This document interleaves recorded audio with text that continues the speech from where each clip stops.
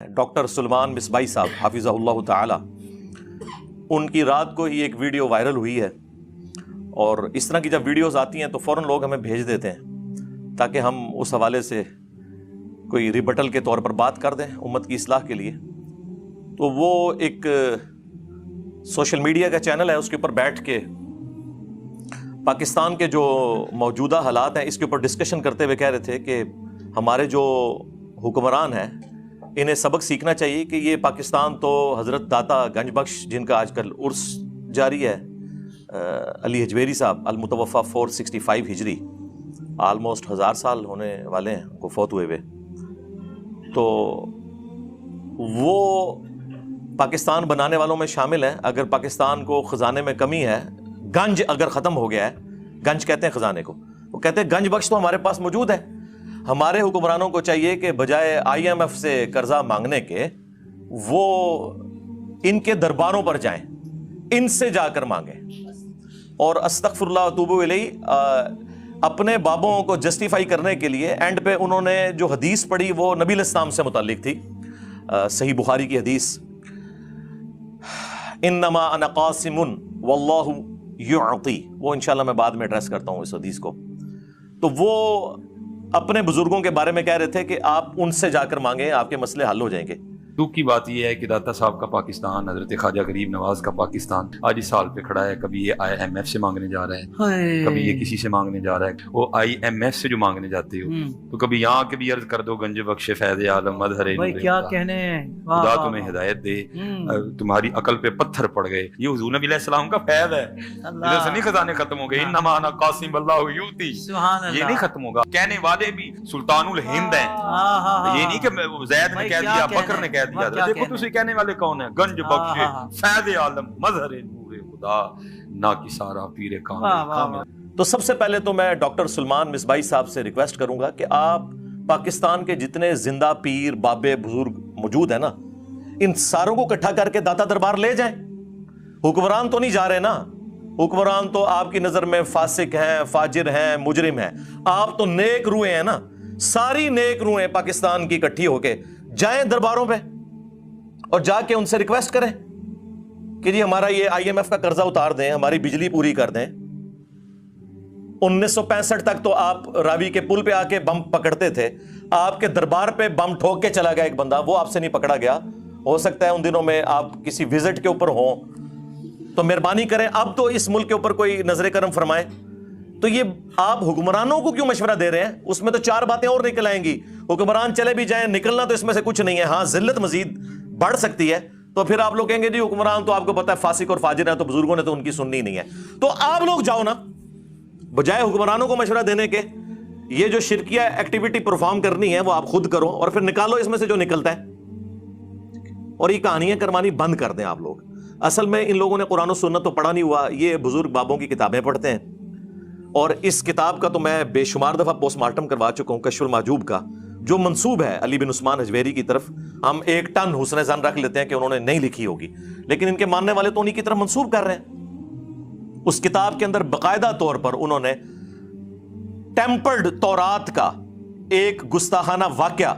حضرت داؤد علیہ السلام کے بارے میں، کہ وہ اپنی صحابی کی بیوی کے اوپر عاشق ہو گئے تھے اور اسے قتل کروا کے خود شادی کر لی، نعوذ باللہ۔ اس سے انہوں نے جنید بغدادی کا صحف ثابت کیا، صحف اور سکر کا چیپٹر نکال لیں کشف المحجوب میں، اور رزلٹ نکالا اس جھوٹے واقعے سے۔ اس کے بعد انہوں نے نعوذ باللہ من ذالک ہمارے نبی کی عزت کے اوپر حملہ کرتے ہوئے زید بن حارثہ کی بیوی سیدہ زینب،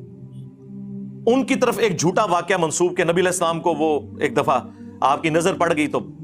وہ اپنے خاوند کے اوپر حرام ہوگی، اور بعد میں حضور نے ان سے شادی کر لی، نعوذ باللہ۔ اور اس سے انہوں نے اپنے بابا جی بایزید بستامی کا سکر ثابت کرنے کی کوشش کی، یعنی اپنے بابوں کی غلطیوں پہ پردہ ڈالنے کے لیے انبیاء کو تختہ مشق بنایا ان لوگوں نے۔ میں کافی دفعہ یہ ساری چیزیں پیش کر کے ان کے پوسٹ مارٹم بھی کر چکا ہوں۔ مجھے آج ان چیزوں کے پوسٹ مارٹم کرنے کی ضرورت نہیں ہے، صرف حصول برکت کے لیے میں نے ان لوگوں کا سٹیٹس بتایا ہے کہ جن لوگوں کی طرف یہ آپ لوگوں کو بھیج رہے ہیں، اور پھر کہہ رہے ہیں کہ جی دلیل اس کی یہ ہے کہ جو خواجہ اجمیری تھے انہوں نے یہ شعر کہا تھا، گنج بخش فیض عالم مظہر نور خدا۔ اور ان کا نام لے رہے ہیں کہ جن کی طرف کتاب منسوب ہے حشد بہشت میں جو فوائد السالکین چیپٹر ہے، جو پاک پتن شریف والے بزرگ جو تھے خواجہ فرید الدین گنج شکر، انہوں نے اپنے پیر قطب الدین بختیار کاکی کے ملفوظات جمع کیے، کیونکہ ان کے پیر آگے معین الدین چشتی المتوفا 633 ہجری تھے، تو ان کی طرف وہ چشتی رسول اللہ والا واقعہ کافی دفعہ میں پوسٹ مارٹم کر چکا ہوں. مجھے تو شرم آتی ہے بار بار ان چیزوں کو ہائی لائٹ کرتے ہوئے کہ یہ کن لوگوں کا دفاع کر رہے ہیں، کن لوگوں کو اپنا بزرگ بنا کے پیش کر رہے ہیں. بازید بستامی کے بارے میں یعنی جو جو باتیں کشف المحجوب میں انہوں نے کلیم کی ہیں کہ ان کے منہ سے اللہ بولتا تھا، نعوذ باللہ. یہ تو ہمارا عقیدہ رسول اللہ کے بارے میں نہیں ہے صلی اللہ علیہ وآلہ وسلم. ہم کہتے ہیں وما ينطق عن الهوى ان هو الا وحی یوحى، یہ اپنی خواہش نفس سے کچھ نہیں کہتے، یہ وہ کہتے ہیں جو ان پر وحی ہوتا ہے. یہ بات سیم تذکرۃ الاولیاء کے اندر بھی لکھی ہوئی ہے، وہاں تو ایک سٹیپ آگے گئے ہیں وہ فرید الدین عطار المتوفا 627 ہجری. پوری دنیا میں بابوں کے جتنے واقعات ہیں نا جو مصباحی صاحب بھی سناتے ہیں، یہ کتاب 800 سال پہلے فرید الدین عطار نے لکھی ہے، جس کو منگولوں نے قتل کیا تھا. میں بھی منگولوں کی اولاد ہوں ہاں، لیکن اس ٹائم وہ کافر تھے، اللہ نے ان کو مسلط کیا مسلمانوں پہ. اب اسلام کی دولت سے سرفراز کر کے مجھے مسلط کر دیا ان کے اوپر. ہاں تو خود یہ نگاہیں مارتے رہے، اور جب منگول آئے تو منگولہ نے نگاہ نہیں ماری، تلوار مار کے وٹ چڑے ساری. ہاں انہوں نے نگاہ میں ہوتے ہی رہ گئی ہیں.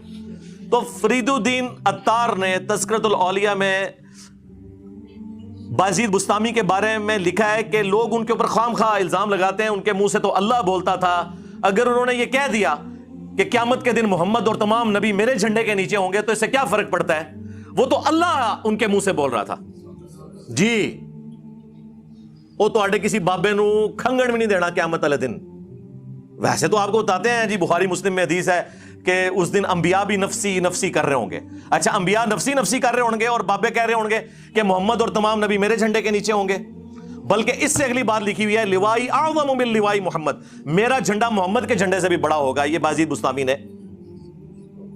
یعنی اب میں کیا کہوں کہ بکواسیات ارشاد فرمائے یہ کیا ٹھیک ہے. نہ ہی بازید ہے، 261 ہجری میں فوت ہوئے ہیں یہ ابو یزید بستامی، یزید ابا جی. اور ساڈے امام دا نام ہے ابو الحسین مسلم بن حجاج القشیری، یہ بھی 261 ہجری میں فوت ہوئے ہیں. اور یہ مسلم شریف میں حدیث لے کے آ رہے ہیں کہ نبی علیہ السلام نے فرمایا کہ قیامت والے دن اللہ تعالیٰ کے حضور سب سے پہلے میں شفاعت کروں گا اور میری شفاعت قبول کی جائے گی. سب سے پہلے مجھے قبر سے نکالا جائے گا اور سب سے پہلے میں جنت کے دروازے پر دستک دوں گا اور داروغہ جنت پوچھیں گے کون، میں کہوں گا محمد، تو وہ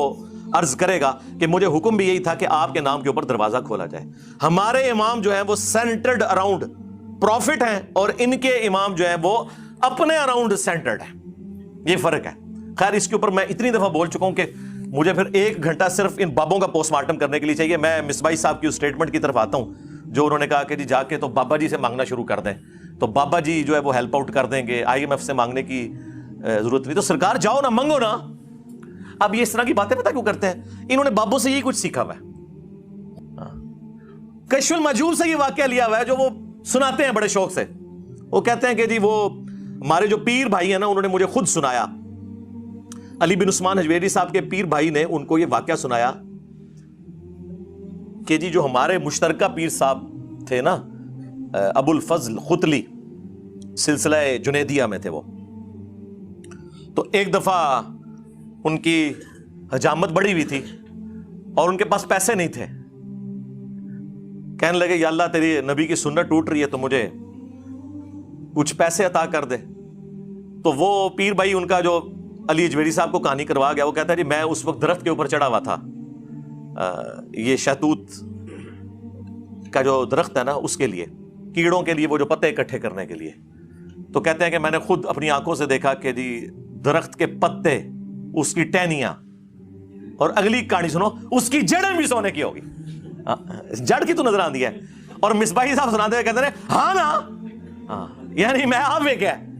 داتا حضور کشف المحجوب میں لکھتے ہیں یہ فکرے ان کی زبان سے تب ادا ہوئے جب اس درخت کے نیچے تھے جس کے اوپر میں چڑھا ہوا تھا. آپ فرماتے خدا کی عزت و عظمت کی قسم پورا درخت، اس کی ٹہنیاں، اس کا تنا، اس کی جڑیں بھی سونے کی ہو گئی.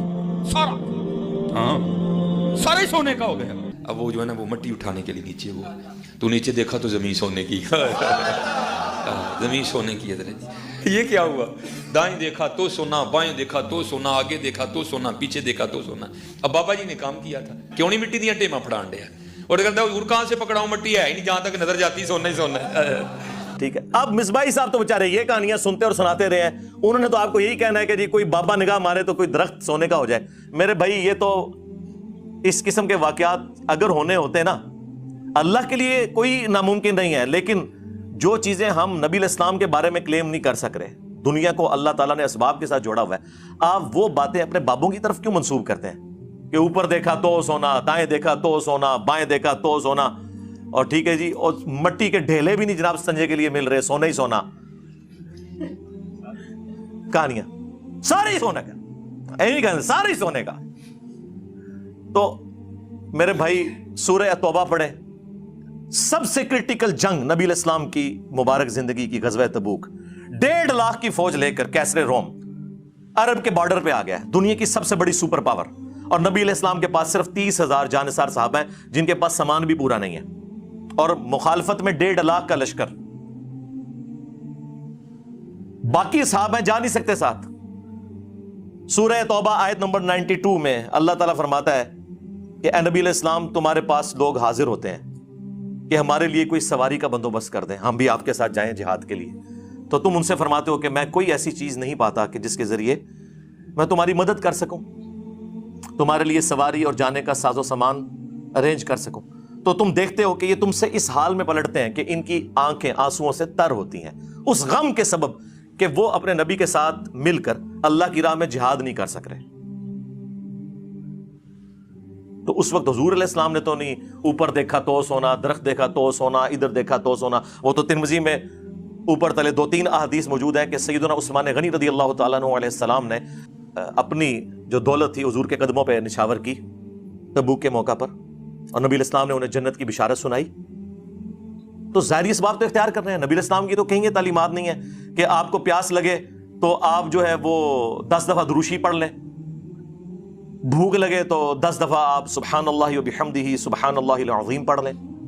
میرے بھائی اللہ نے دنیا کو اسباب کے ساتھ جوڑا ہے تو آپ اس قسم کی چیزیں کیوں لوگوں کو بتاتے ہیں نبی علیہ السلام کی تو کہیں یہ تعلیمات نہیں ہے آپ نے تو ہمیشہ اسباب کو اختیار کرنے کا حکم دیا اور اس کے بعد مسبب الاسباب سے دعا مانگنے کا حکم دیا صحیح مسلم میں تقدیر والے چیپٹر میں آلموسٹ 50 کے قریب احادیث ہیں 50 to 60 اس کی جو آخری حدیث ہے نا وہ حضرت ابو ہریرہ رضی اللہ تعالیٰ عنہ کو نبی علیہ السلام نے فرمایا اے ابو ہریرہ جو چیز تجھے نفع دے اس کے لیے پوری کوشش کرنا اس کے بعد اللہ سے مدد طلب کرنا کاہلی نہ کرنا سستی نہ کرنا پھر بھی تیرے خلاف رزلٹ آ جائے تو پھر کہنا جو اللہ کی مرضی اگر مگر نہ کہنا اگر مگر شیطان کا دروازہ کھول دیتا ہے لیکن یہ اینڈ پہ ہے کوشش پوری کرنا پھر اللہ سے مدد طلب کرنا ہاں گنج بخش فیض عالم نہیں اللہ سے مدد اس کے بعد کاہلی اور سستی نہیں کرنی کوشش بھی کرنی ہے اور کاہلی اور سستی بھی نہیں کرنی پھر بھی رزلٹ خلاف آئے پھر کہنا جو اللہ کی مرضی کہ ٹھیک ہے اللہ تعالیٰ کوئی منظور نہیں تھا اپنی ایفرٹ تو پوری پٹ کرنی ہے یہ کون سا دین ہے جو آپ لوگوں کو سکھا رہے ہیں آپ اس نبی کے ماننے والے ہو جس نبی نے آپ کو ہر نماز کی ہر رکعت میں سورۃ الفاتحہ تعلیم فرمائی ہے اور اس میں جو آیت نمبر 4 ہے ایاک نعبد و ایاک نستعین اے اللہ ہم عبادت بھی صرف تیری کرتے ہیں اور مدد بھی یعنی دعا بھی صرف تجھی سے مانگتے ہیں آپ یہ پیش کریں اچھا جی آپ روٹی امی سے نہیں مانگتے اے وچو نکلدا جے نہ دے قرآن کا مذاق اڑاتے ہیں یہ لوگ اور جی کوئی پانی میں ڈوب رہا ہو تو وہ پھر اللہ کو پکارے گا یا وہاں پر موجود بندوں کو پکارے گا اندازہ کریں جی وہ مسلم کی حدیث میں آ گیا نا کہ پہلے کوشش کرے گا بندوں کو پکارے گا اسباب اختیار کرے گا اور پھر اللہ سے مدد بھی طلب کرے گا کہ اے اللہ یہ جو سبب میں اختیار کر رہا ہوں یہ اس قابل ہو کہ مجھے بچا لے جی یہ کہاں لکھا ہے جی قرآن میں لکھا ہوا ہے وَتَعَاوَنُوا عَلَى الْبِرِّ وَالتَّقْوَى وَلَا تَعَاوَنُوا عَلَى الْإِثْمِ وَالْعُدْوَانِ نیکی اور پرہیزگاری کے کاموں میں ایک دوسرے کی مدد کرو برائی میں ایک دوسرے سے الگ رہو قرآن میں حکم ہے کہ روٹی امی سے مانگنی ہے اور امی کو حکم ہے کہ اس نے بیٹے کو کھلانی ہے پورا قرآن پڑھ کے تو دیکھو تم لوگوں کو کہانیاں کروائی ہوئی ہیں جی روٹی امی سے مانگیں گے وہ میرے بھائی ایک سمپل سی بات ہے, آپ یہ میرے سامنے بیٹھے ہیں, میں آپ کو کہتا ہوں مجھے پانی پلا دیں, سامنے موجود ہے, آپ بغداد شریف میں وہاں بھی قبر کے اندر ہے, میں کہ مجھے پانی پلا دیں, وہی بات وہی جملہ غائب میں پکارنا ہو جائے گا, یہ شرک ہو جائے گا, کیونکہ آپ کی اور میری کوئی کمیونیکیشن ہو نہیں سکتی. جی اس کا ثبوت جی قرآن میں ہے, سورۃ النمل آیت نمبر 62, امن یجیب المضطر اذا دعا ویکشف السوء ویجعلکم خلفاء الارض اِلٰہ مع اللہ, بھلا بتاؤ تو کون ہے جو مصیبت اور پریشانی میں گھرے ہوئے شخص کی فریاد کو سنتا ہے اور اس سے اس کی تکلیف کو دور کر دیتا ہے, اور تمہیں اگلوں کا خلیفہ کرتا ہے زمین پر. اِلٰہ مع اللہ, کیا اللہ کے ساتھ کوئی اور الہ بھی ہے جس کی یہ کوالٹیز ہوں؟ قلیلا ما تذکرون, بہت کم بھی تم نصیحت حاصل کرتے ہو. اس آیت کے اندر اللہ تعالیٰ نے کلیئر کٹ حکم فرما دیا کہ جو کوئی شخص اللہ کے سوا کسی سے دعا کرتا ہے گویا کہ اس نے اسے اپنا خدا الہ اور معبود مان لیا ہوا ہے.